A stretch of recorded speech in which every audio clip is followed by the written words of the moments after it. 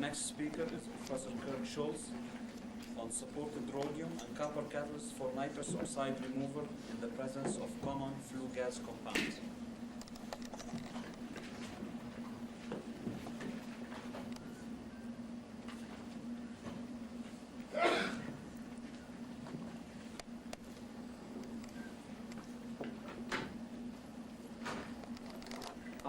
Good morning. The title of my presentation today is going to be on supported rhodium and copper catalysts for nitrous oxide removal in the presence of common flue gas components. My name is Kirk Schulz. I'm presently at Michigan Technological University. This work was done while a faculty member in the Department of Chemical Engineering at the University of North Dakota. It's a collaborative project between the Chemical Engineering Department and the UND Energy Environmental Research Center. This particular presentation is going to differ from most of the other talks in the environmental catalysis session in that we're going to talk about nitrous oxide reduction. We're trying to get rid of it as opposed to NO. A little bit of motivation for why we're interested in doing this. The collaborators I was working with work in the fluidized bed coal combustion group at the EERC, and what we were interested in exploring was catalytic solutions to treat the flue gas coming out of our fluidized bed coal combustor. We have a cyclone that treats the flue gas before it comes out, removing hopefully most of the particulate matter. And what we wanted to look at was see if we could come up with some catalytic solutions to remove nitrous oxide from the resulting flue gas.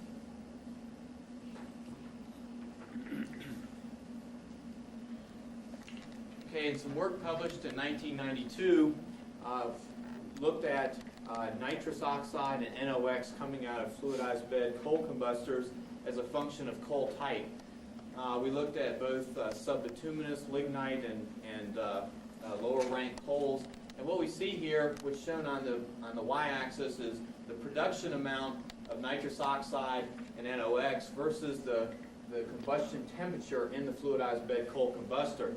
It turns out that NOx is regulated, and we operate most fluidized bed coal combustors down in the 1,000 to 1,100 degree range to optimize SO2 capture and also to minimize NOx formation.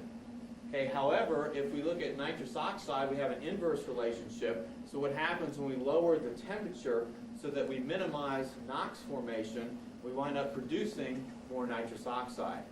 So since we want to operate our combustor in this region, we wanted to explore different technologies for getting rid of this N2O. Kirk, there's a laser pointer there if you want to use it.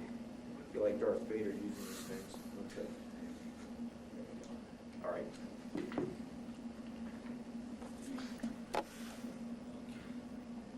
Why is N2O a problem?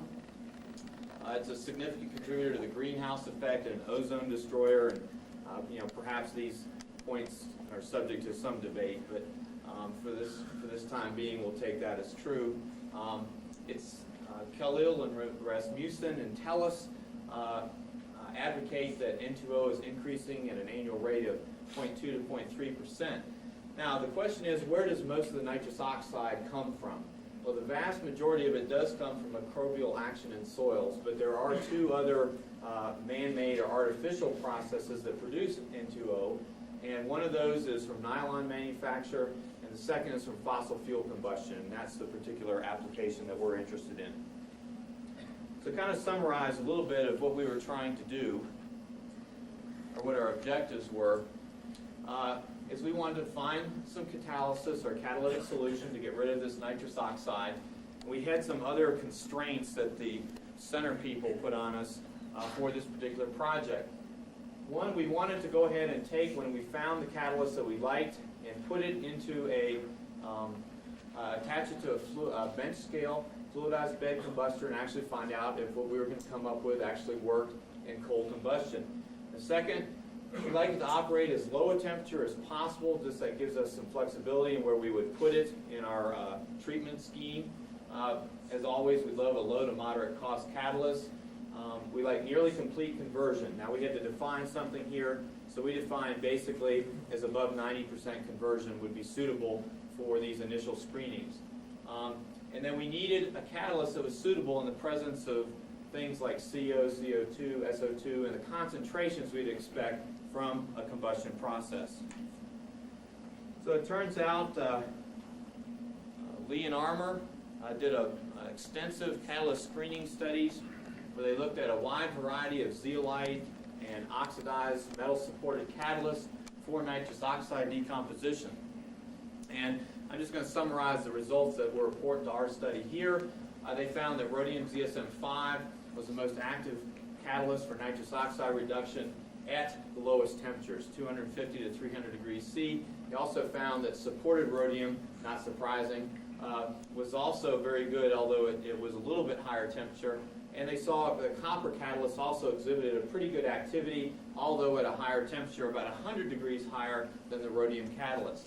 So when we started our project, then we decided we'd start with rhodium as our base case, and then if we could find that copper was going to work well for us, that would be a much more desirable catalyst. It's cheaper, there's lots of it, and so on. Okay, what kind of concentration ranges of components are we worried about? Okay, what we did here is we looked at lignite and subbituminous coals, and we looked at the concentration ranges that we would expect. Okay, for nitrous oxide coming out, we see a low of somewhere in the order of 25 ppm and a high for most combustion processes for 300 ppm. Nitrogen oxide, a little bit higher, around 50 to 60 ppm, up to 350 or so. For carbon monoxide, a big broad range here, down from just a few ppm, up to 450. Carbon dioxide here, this is given as a percent, not parts per million.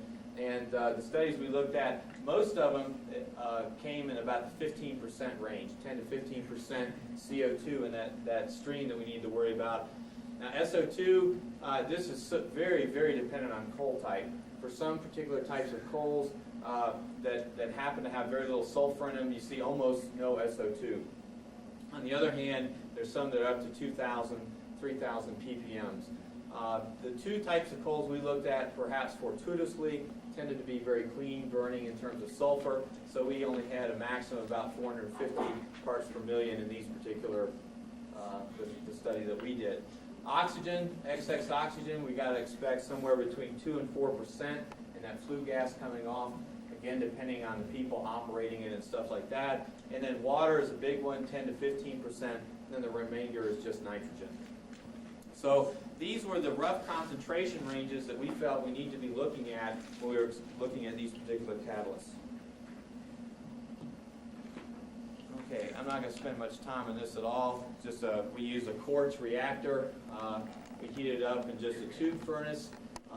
The nitrous oxide, we use an N2O analyzer that was a Siemens Ultramat 5E analyzer, the same one that was used for the nitrous oxide compositions coming out of the fluidized bed coal combustors on a pilot scale. So we tried to use the same style and pieces of equipment to ensure some continuity in results. Okay, catalyst characterization. I just decided to summarize this instead of showing micrographs and so on. We purchased our catalyst from Aldrich. It was 0.5 weight percent rhodium. The abstract has it as 5%. That's my mistake. On 1/8-inch aluminum pellets, and it was purchased from Aldrich. Lee and Armour in their studies found that the oxidized catalyst was the active for nitrous oxide decomposition. So we oxidized an 80-20 mixture of nitrogen and oxygen, 500 C for 45 minutes prior to each run to ensure a completely oxidized catalyst. We did SEM and EDS. We found following oxidation, we found very large particles. Well, you can call it whatever you want. You can see the size there. And then the EDS, we also saw some rhodium concentration increase in the surface region. The purpose of our study we didn't want to do a lot of catalyst characterization. We simply wanted to have some idea of what was happening following our oxidation treatments. And so that's what we saw.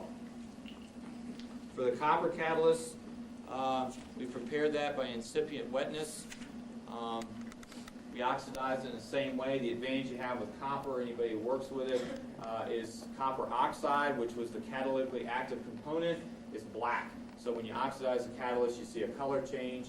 And again, we saw fairly large particle sizes following oxidation in these particular materials as well. First thing we had to do was find our space-time and stuff that would be appropriate for our particular system.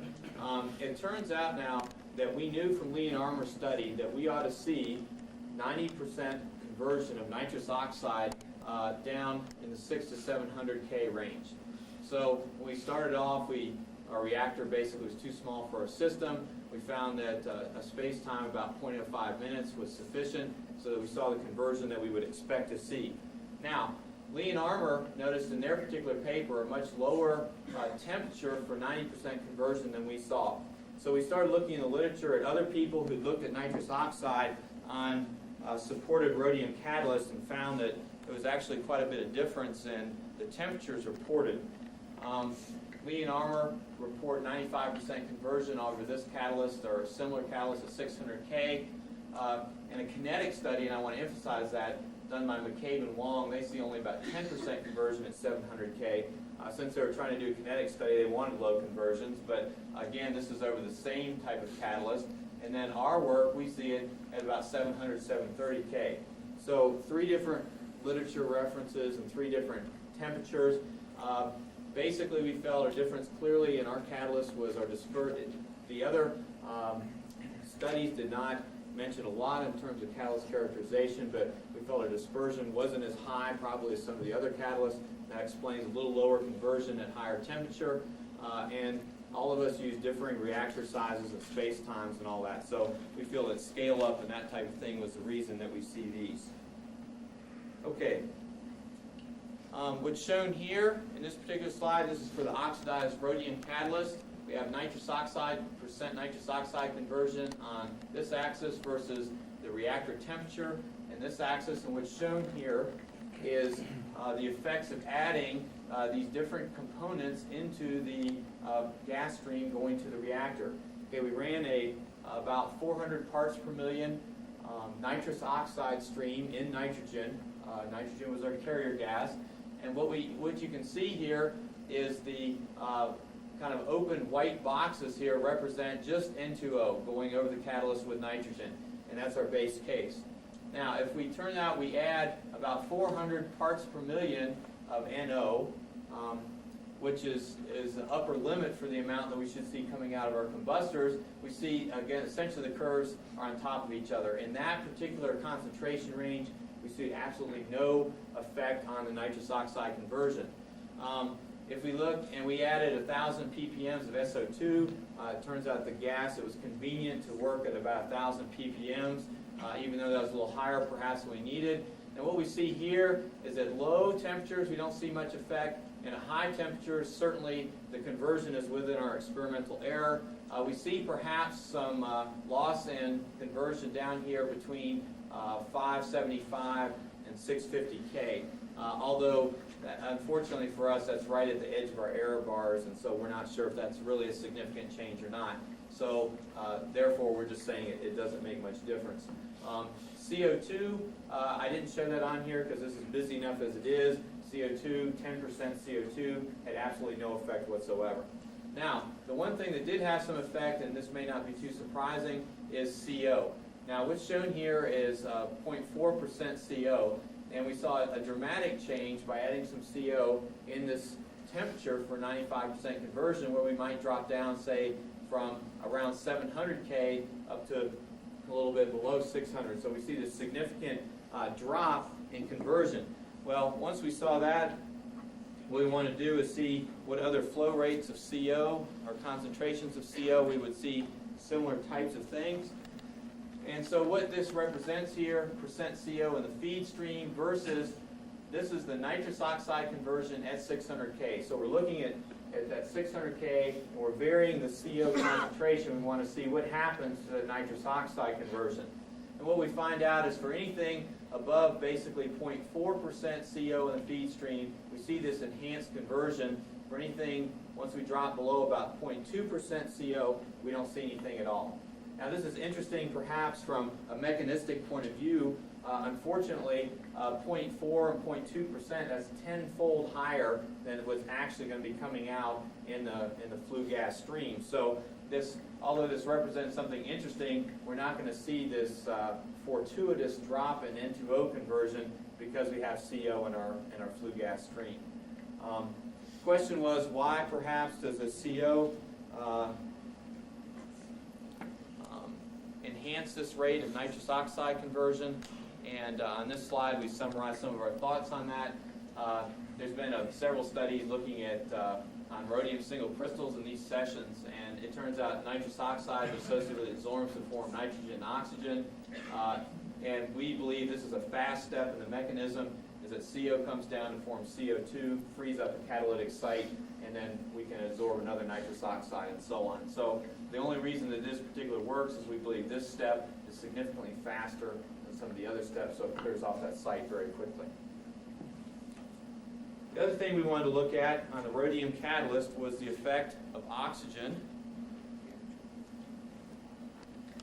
Okay, once again, percent nitrous oxide conversion, temperature of the catalyst, and here we looked at N2O only, and then 1, 3, and 5% oxygen. What we see here is that at higher temperatures we see basically no effect due to 5% oxygen. At lower temperatures we see quite a bit of spread in this particular range between 500 and 600 K, and we're still examining the reasons for this at this time. But the important parameter we felt is at the high temperature where we're getting the almost complete nitrous oxide conversion, we just don't see much effect up to about 5% oxygen. Okay, we mentioned that we wanted to look at the copper catalyst as well. And so what we did here is just show a comparison, temperature versus nitrous oxide conversion. The top curve here represents the rhodium catalyst that we saw earlier. The bottom curve represents the supported copper catalyst. And we see, if we look at the temperature at which we see this high conversion, we're around 650, same kind of temperature range we've seen earlier. If we look at the copper, well, we have to be up above, about 750 before we see the same type of conversion. So, like the Lee and Armour study, we saw about 100 K difference between the temperature for high conversion for the two catalysts, but it still looks like it does a nice job with the N2O if we just heat it hot enough. Well, we want to also look at the similar types of components on this, and these studies we're currently doing, so this is somewhat incomplete.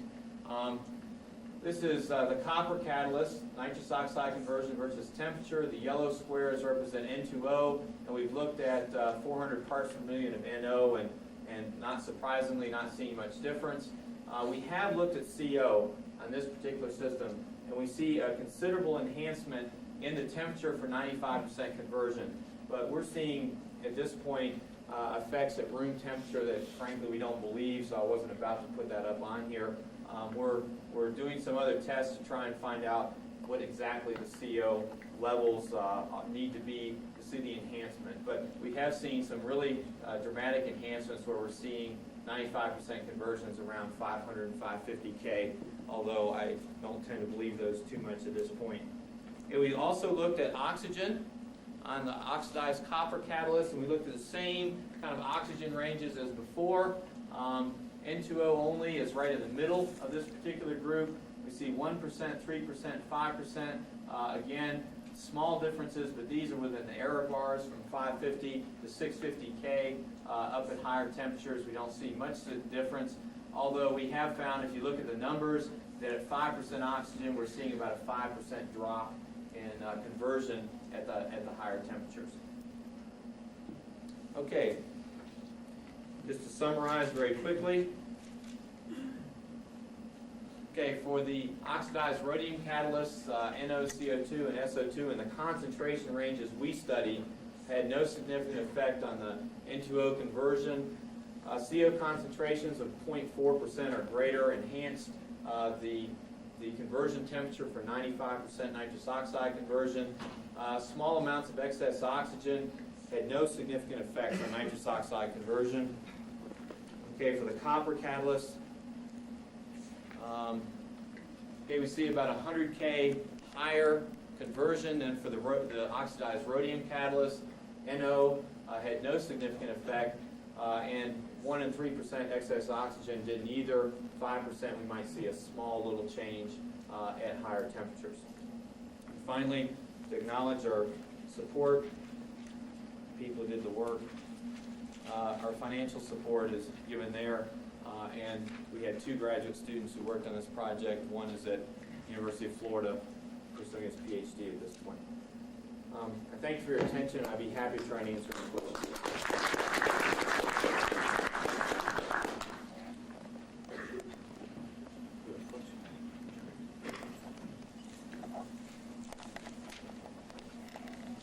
John Armour from Air Products. Don't have any real disagreement with anything you've said. I just would like to make some comments, though, for people who may be new in this area. Certainly the rhodium differences that we see between 3 different groups have to do, I believe, a lot with the way the rhodium is prepared. I have long been advocating that people need to take more care in describing their preparations, such as even the pH at which they do their impregnations. So there's a lot that can explain the slight differences that are being recorded. The other thing that I think people often forget is that most of our work was done with 10% N2O because we were focused on an adipic acid problem, and you were focused here in this case on a different problem where the N2O level is 300 ppm. Now that brings about one very important difference because the N2O decomposition is extremely exothermic. And so when you're running with larger beds, you get very large and sustained heat kicks in your bed, and you have no temperature control.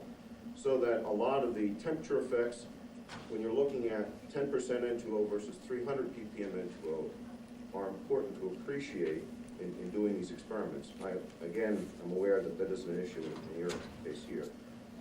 What I would like to do is ask a question, though, about why not try using cobalt instead of copper and rhodium.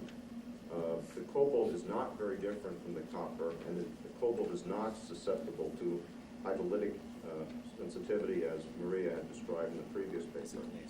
So I would encourage you, because of the cost of rhodium and hydrolytic concerns, that you might focus on cobalt if you do any further work. And as a postscript, I'll mention that there is a new catalyst that has now been identified in the patent literature and is being published. That paper has been accepted, which uses a copper or cobalt primarily calcined hydrotalcite. So these are not zeolites. They have more activity than the zeolites.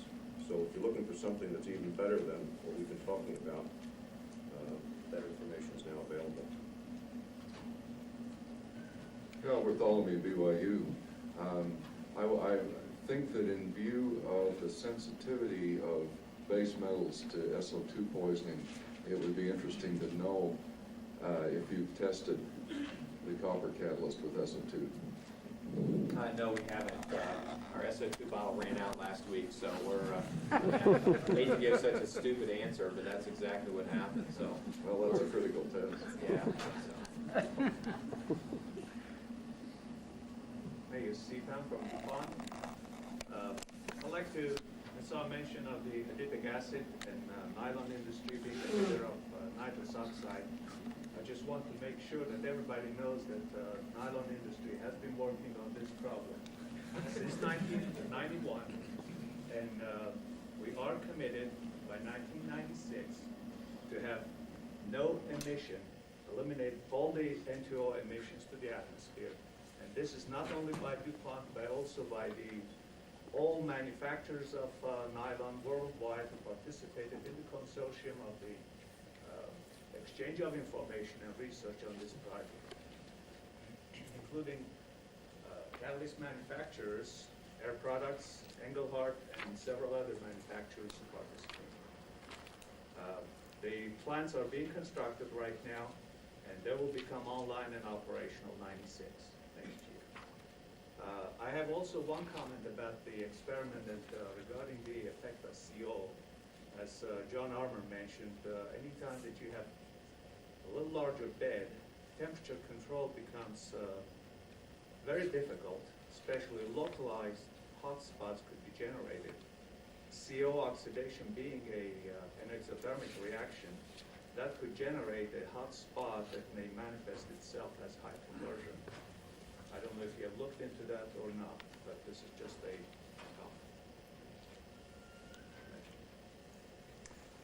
Thank you again.